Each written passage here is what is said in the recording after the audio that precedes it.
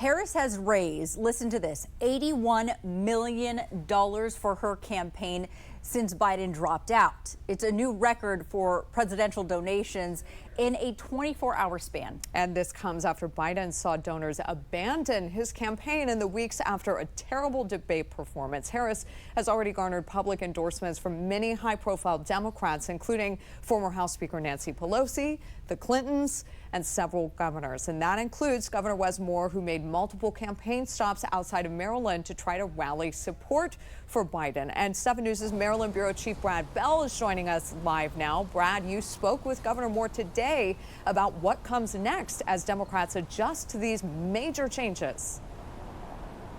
Yeah, and you can see it happening, right? You've talked about the fundraising. There is a rush to bring money into this presumed Harris campaign and to gather all of these endorsements. And yes, you can add now Maryland Governor Wes Moore, a rising star in the party, someone that people talk about for the White House himself. He is now adding his voice to those supporting the vice president. Maryland Governor Wes Moore has been one of President Biden's most vocal supporters over the last several weeks. As many in the Democratic Party pushed for Biden to step aside, Moore said, quote, "I don't do disloyalty."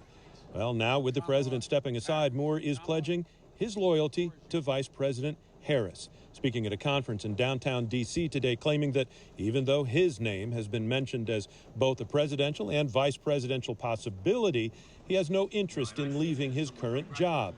He is fully endorsing, he says, and will campaign for Vice President Harris. After the event, I asked the governor why. He says because he expects her to continue what he calls the progress made by the Biden-Harris administration. I think we're at a crossroads. I think the country's got a very difficult decision to make, and it's a very important decision to make. We're being asked to go back into these fractions and this tribalism. That's remarkably dangerous, and frankly, it's unpatriotic and it's un-American. And so I am going to do everything in my power to make sure that the country makes the right decision in this moment and to make sure that the vice president becomes the next president of the United States of America. Yeah, so look, we pushed Governor Moore today about his interest in higher office. There's no secret. The interest is there, but he's saying not now. He's saying he's not going to be a part of this ticket. He says he wants to stay at this job, and he says he's simply not interested at that point. Who should be the vice president? He wouldn't answer that one either. He said that is a very personal decision. In the district, Brad Bell, 7 News.